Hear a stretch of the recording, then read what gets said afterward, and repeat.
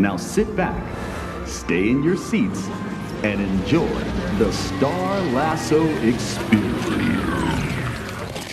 Welcome to Watch Mojo, and today we're counting down our picks for the top 10 best movies of 2022. This isn't you! This is me!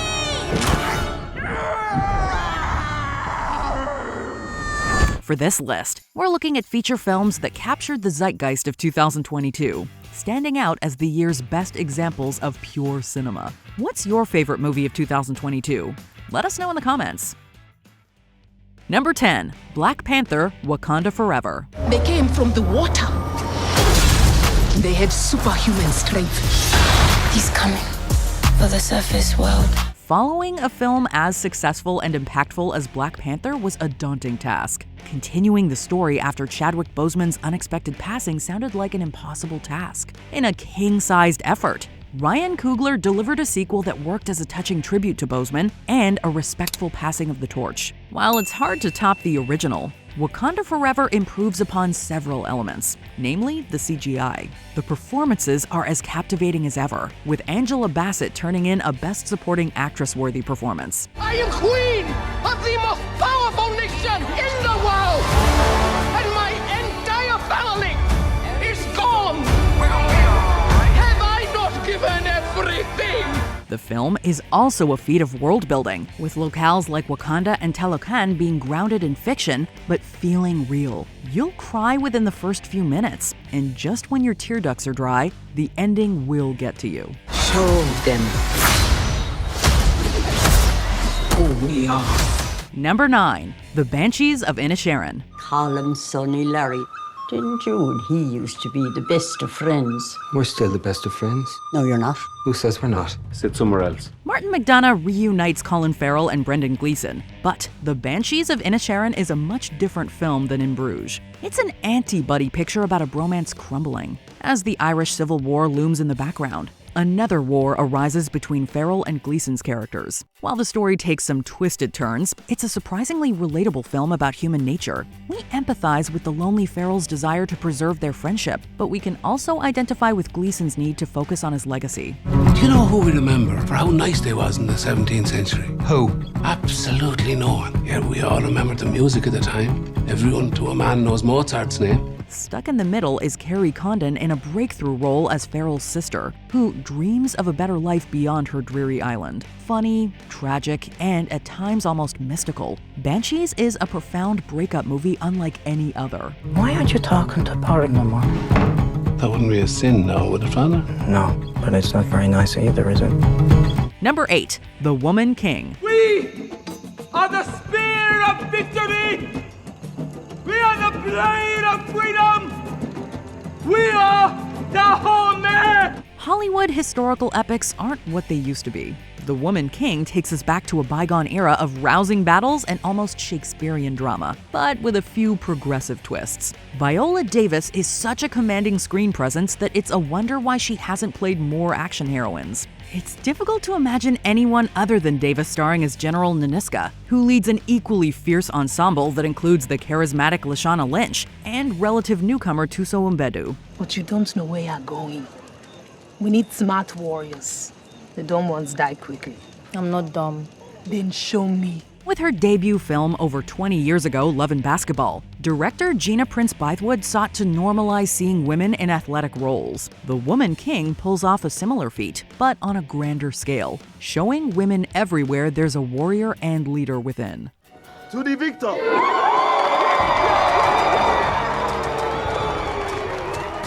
God bless you.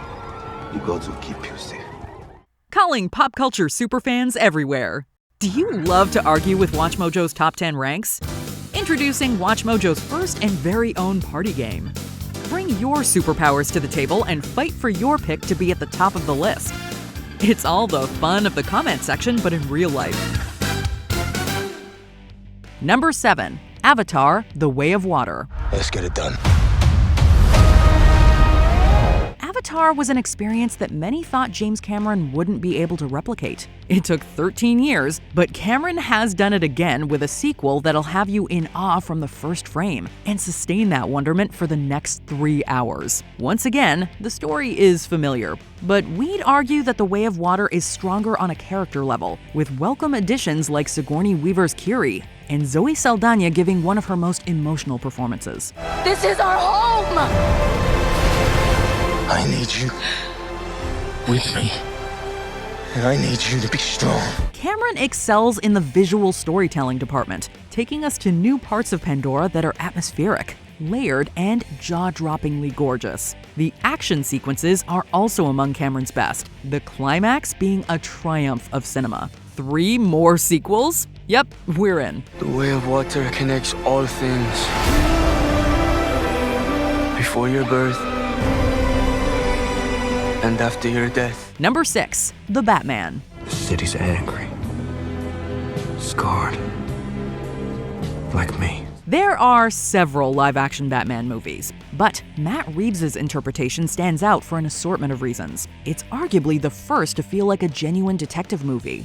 We can't think of a superior villain to challenge Batman's detective skills than the Riddler, who has never felt more menacing or grounded thanks to Paul Dano. You showed me what was possible. You showed me all it takes is fear and a little focused violence. You inspired me. You're out of your goddamn mind. Colin Farrell's Penguin and Zoe Kravitz's Catwoman are also among the best versions we've seen of those classic characters. The story belongs to Robert Pattinson's Batman, though. When we say that, we mean that Bruce Wayne largely takes a backseat to his alter ego. It goes to show that Bruce is the true mask, in a story that sees a young Batman decide what kind of hero he wants to be. I have to become more. People need hope. Number 5, The Fabelmans. You dismiss what he does. It's playful or imaginative. You could afford to be a little encouraging. The Fabelmans might not be Steven Spielberg's absolute best movie, but it is his most personal. And for anyone who's grown up watching Spielberg's films, this family drama is bound to be a deeply personal experience as well. Between Michelle Williams' angelic mother figure and Paul Dano's more practical father figure, we receive a better understanding of how Spielberg became the filmmaker he is today. I'm asking you to do this now for your mom. Yeah, and I said that I will, just not tomorrow. Don't be selfish. She just lost her mother. That's more important than your hobby. Dad, can you stop calling it a hobby? Sammy Fabelman serves as a vessel for the legendary director, with Gabriel Labelle and Matteo Zorian Francis DeFord being the spitting images of a young Spielberg. In addition to celebrating Spielberg's youth, The Fabelmans is a love letter to cinema, from its craft to the real-life stories that inspire what we put on the screen. You stop making movies, that'll break your mother's heart. I don't know what to do anymore. You do what your heart says you have to. Number 4, Guillermo del Toro's Pinocchio. You wanted me to live. You asked for me to live. Who are you? My name is Pinocchio. The latest version of Pinocchio opens by telling us that this isn't the story we think we know. Yeah, we've heard that one before, but Del Toro's take on the classic story is not only unique, but arguably the first to rival the Disney classic. The decision to tell this tale through stunning stop-motion animation was brilliant on multiple levels. Of course, Pinocchio himself is a puppet, but the same can be said about many others in Benito Mussolini's Italy. Our country comes first. This boy cannot be killed. He's the ideal soldier. This approach amounts to a fresh story about individuality while still maintaining the core messages about showing others empathy. It's a film as much for adults, with themes of parenthood, mortality, and personal growth tying in perfectly with the story we thought we knew. I'm a star, Papa! A star! They love me! They accept me! Number 3, Triple R.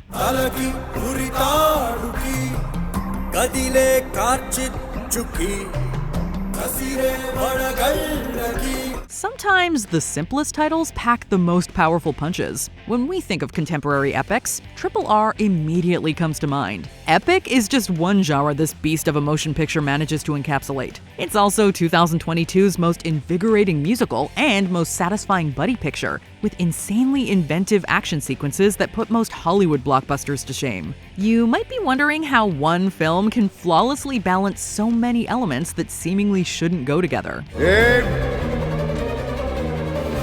Shoot! Simply put, it's an experience you need to see to believe. Director S.S. Rajamouli had already produced some of India's most successful films. Still, he outdid himself with this Herculean effort that will have you rising, roaring, and revolting against more conventional entertainment.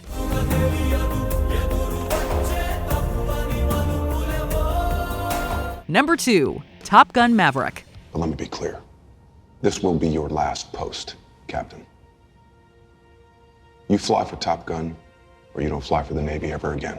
Even in an era of nostalgia, there's always a risk in resurrecting a decades-old franchise like Top Gun, especially with the pandemic forcing audiences to be more selective. Although Maverick was flooded with streaming offers, Tom Cruise insisted that the long-awaited sequel be reserved for the big screen. You know what happens to you if you go through with this. I know what happens to everyone else if I don't. This gamble paid off in spades, becoming Paramount's biggest movie domestically and Cruise's highest-grossing film worldwide. With spectacular action that places you right in the cockpit, this wasn't just a movie you needed to see on the largest screen possible. It was an experience that required second and even third viewings. It's the kind of summer blockbuster that Hollywood just doesn't seem to produce anymore. With any luck, though, perhaps more studios will follow director Joseph Kosinski's example. This isn't a joke. I asked you a question. I'm where I belong, sir. Before we unveil our top pick, here are some honorable mentions. Barbarian, the year's most surprising, unsettling, and occasionally hilarious horror offering. Keith.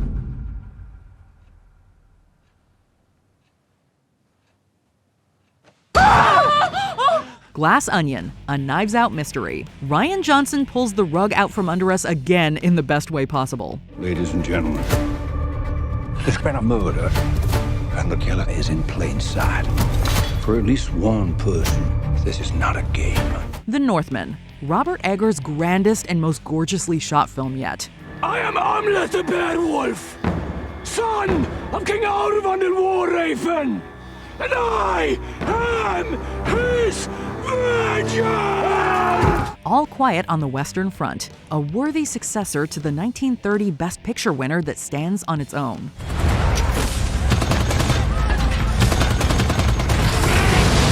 Babylon, Singing in the Rain meets Boogie Nights makes for an exhilarating time. I've never done nothing except disappoint people my whole life. But I made it on my terms, not theirs.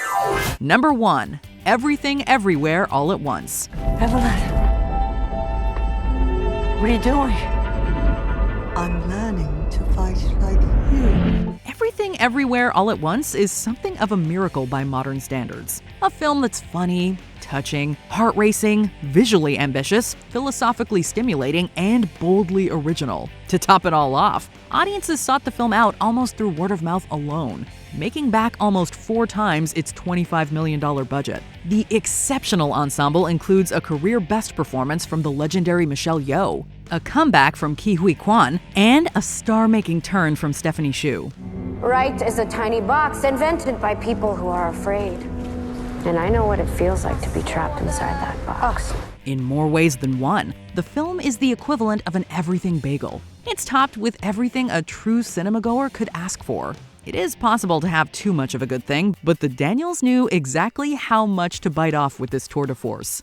Hey, you said I was the wrong one. What you did back there, it changed my mind. You were incredible. Did you enjoy this video? Check out these other clips from WatchMojo, and be sure to subscribe and ring the bell to be notified about our latest videos.